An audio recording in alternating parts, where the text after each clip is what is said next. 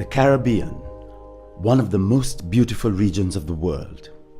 Its thousands of small islands, palm-fringed beaches, spectacular coral reefs, lush rainforests, and rich cultural heritage have made it one of the world's favorite holiday destinations. With over 16 million stayover tourists and 12 million cruise ship visitors in 2010, the tourism industry is the key economic driver and the largest provider of jobs in the Caribbean after the public sector. In some countries, tourism accounts for over 80% of economic activity. The Caribbean has become the most tourism-dependent region in the world.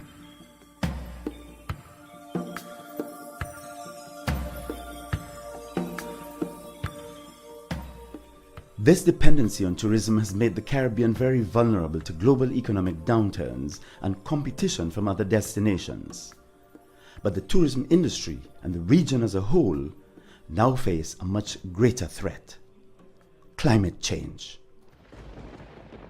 The impacts of climate change are already being felt across the world, and particularly so across the Caribbean. Extreme weather events such as storms and very heavy rains have become more intense and more damaging in recent years. Droughts have also been unusually severe, causing widespread water shortages, crop failures, and extensive bushfires. Warmer seas are causing more frequent mass coral bleaching events, leaving large areas of the reef dead or degraded. Sea level rise is accelerating, causing coastal erosion, beach loss, and damage to infrastructure in many ways. Future projections from climate models point towards more problems ahead. Experts agree that climate change is very likely to get worse and could have devastating impacts on the economies and environments of Caribbean countries and the livelihoods of their communities. The seriousness of these threats cannot be overstated and demands urgent international action to reduce global emissions of greenhouse gases, the main cause of climate change. But while the politicians negotiate and argue over the terms of binding agreements, there are many adaptation actions that can be carried out at a local level to prepare for the projected impacts and reduce the damage that global warming is already causing. Across the Caribbean, individuals, businesses, and governments are coming together and taking practical steps to make their communities and environments more resilient and more sustainable.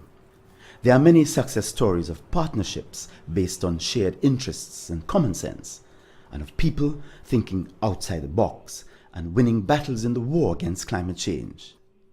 Above all, they are stories that need to be shared. One such story is in Barbados, where sea level rise, intense storms, and degraded coral reefs are causing active coastal erosion on the west and south coasts. For an island made famous by its white sand, this could be devastating. The Barbados Coastal Zone Management Unit knew that building a straight concrete seawall would cause greater problems than it solved.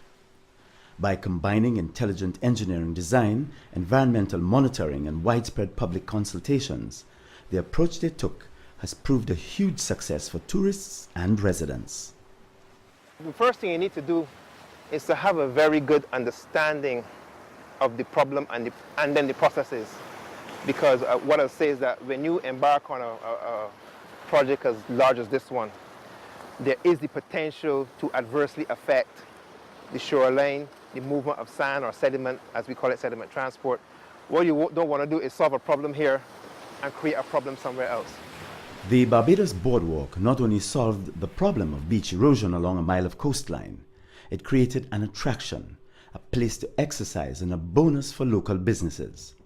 In 2010, 22 marine turtles also gave their seal of approval and chose to come back and dig their nests on these newly restored beaches. In other parts of the Caribbean, such as on the low-lying islands of Belize, people are turning to nature to help protect the coast. Mangrove forests once protected the entire coastline of these sand cays and were removed by developers who wanted beachfront properties and views of the sea. The increasing frequency and intensity of storms are not just threatening what is left of the beaches, but their homes as well. Property owners have been forced to look for solutions. Some approaches are clearly less successful than others. Many are turning back to nature and replanting the trees that once stood there. Of course, this one it's already started the roots.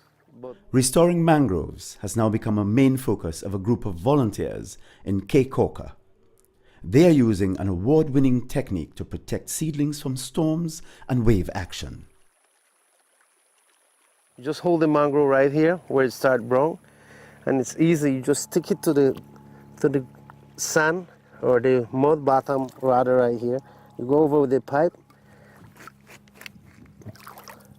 That's it. Restoring mangrove forests not only protects the shore, but their roots also provide breeding grounds for countless species of fish and shellfish. These mangroves are critical for sustaining fisheries and also provide a natural spectacle of color and life that is often overlooked. A few miles north of Cape Corker is another success story of people and nature working in harmony, the Holchan Marine Park. Inside the park's no-fishing zones, large and abundant fish have become a world-famous attraction for divers and snorkelers. Holchan is now a valuable economic asset to the thriving dive shops, hotels and restaurants in the town of San Pedro. The fishermen as well, they support the park because it's helping replenish the surrounding areas with conch and fish. People from the nearby communities such as San Pedro, Cape Corker, Belize City make a living by taking customers there. That is definitely a measurement of success. The traditional fishermen were allowed to continue their practices with the exception of the coral reef. All the other zones, yes, they can fish. They have increased their catch. Marine biologists have recently discovered that marine parks are not only good for tourism and good for fishing, but they are also good for the health of corals. By making corals more resilient and better able to survive bleaching events, marine parks could offer coral reefs a helping hand in their struggle to adapt to a warming world. In St. Lucia, directly underneath the famous Pitons, lies another successful marine park, the Soufriere Marine Management Association. Like Holchan, Soufriere has been successful because local fishermen and tourism operators were actively involved in the planning and remain engaged with the management of the park. Critically, both Holchan and Soufriere are entirely funded by entrance fees paid by tourists who come to dive in this World Heritage Site.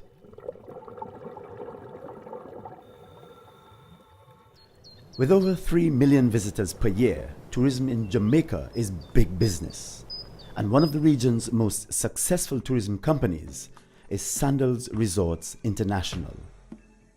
The Sandals Foundation is now partnering with local fishing communities to help manage fish sanctuaries on both the north and south coasts of Jamaica. We want to play our part as a private sector getting involved because we sit in a unique position in that we have boats, we have facilities that we can try and make an impact not only to our own fish sanctuaries but to others. So with bringing the local fishermen on board and with working alongside the government, we feel that together, because local fishermen as well as the private sector are involved, we can make a bigger difference. And it's not just going to be a matter of having paper parks in Jamaica, which we don't want. We need it. It's a significant thing that's making a huge difference to fishermen here. The chief executive of Sandals, who recently established the foundation, is increasingly concerned about the threat of climate change and has chosen a business approach to develop and support sustainable livelihoods in vulnerable communities.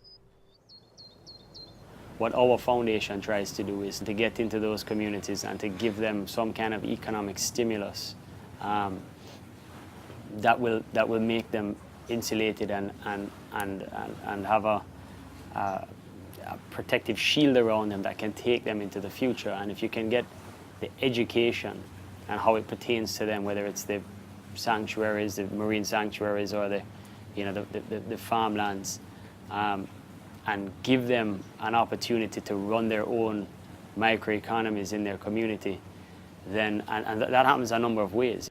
By partnering with regional organizations, scientists, governments and communities, and by actively supporting the livelihoods of fishermen and farmers, by providing healthcare and education to children, a model is being developed to show how tourism can help to strengthen the resilience of Caribbean communities. Tourists coming to the Caribbean want to make a difference, and we basically feel that we're here to give them that opportunity.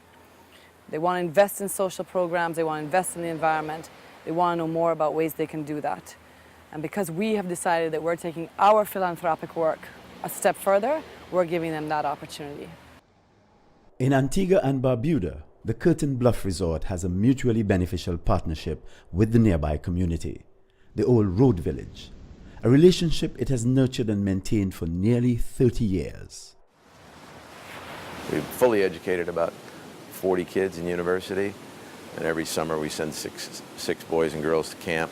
We have a little tennis facility here, a very good tennis facility, but we bring in the kids from the village. We teach them tennis from a young age, boys and girls, and those with desire and aptitude and do well in school, that's part of the deal. We send them to camp up in Maine, where they get some exposure, and then it's just something that is a nice thing to do. And our guests also give into this fun too. The relationship between Curtin Bluff and Old Road, while conceived long before climate change was a concern, is the kind of partnership that is increasingly required in an age of mounting economic and climatic uncertainty. It is a model of a more caring and enlightened form of tourism that serves everyone and helps keep the Caribbean as a quality destination. Maintaining the Caribbean as a premium destination is not only desirable, it is an economic necessity. Climate policies in tourism-source countries such as the United States, Canada, United Kingdom and Europe will also have an effect on the Caribbean. A new increase in the aviation passenger duty is now making traveling to the Caribbean a much more expensive proposition for UK travelers, who account for a large proportion of visitors to the Eastern Caribbean. Because the cost increase is so significant, it will have a devastating impact on those travelers who are coming on a budget, those that are coming through the packages and so on. There's no doubt that it will force the potential tourists to look at other destinations that are more affordable. As it is, we are competing in a very intense environment. To maintain its competitive advantage, the Caribbean must not only remain a quality destination with friendly communities and healthy environments, it must also reduce its operating costs. One way of achieving these goals is by using renewable resources. One of the main costs for tourism is energy. The CARICOM region imports over $30 billion of fuel per year, and yet it is a region rich in renewable sources of energy: solar, wind, and geothermal. Some hotels, such as the Bougainvillea Beach Resort, are now using smart technologies, such as the Energy Eye, which can decrease energy consumption by 20%. Guests come into the room, they leave the system on, they go to the beach. And all that while the AC is running and power is being consumed. So the Energy Eye eliminates that. It only works when there are persons in the room. And if you choose to open your door, which will make the AC work hard, it cuts the system off totally. These technologies are not just helping hotels reduce their energy bills, they are reducing the carbon footprint of their operations and contributing to the global efforts to reduce emissions. I actually have a dream. This is not government policy, this is Richard Seeley's dream, that maybe one day we could become an island that generates all of its electricity through renewables, a combination of wind and solar farms and the like. It is possible. It may mean going offshore, but I think it would be not only good for the environment, but it would be good from a tourism point of view as well. The dream of carbon neutrality is now a strategy being explored by scientists, engineers, and policymakers for several destinations in the Caribbean. The Caribbean Community Climate Change Center, together with the CaribSave Partnership, are working with governments, communities, and the private sector to reduce vulnerability and increase resilience by developing practical strategies for tourism. This integrated and international approach is critical to address the challenges facing the region's most important industry. The actions required to adapt to climate change are often also opportunities to solve existing problems, to get more involved in supporting local communities and improving the environment, while meeting the demand for greener tourism. The importance of good science in this process is critical, as is the need for new partnerships between governments, communities, and businesses. A new era of engagement, led by necessity and market forces, has arrived.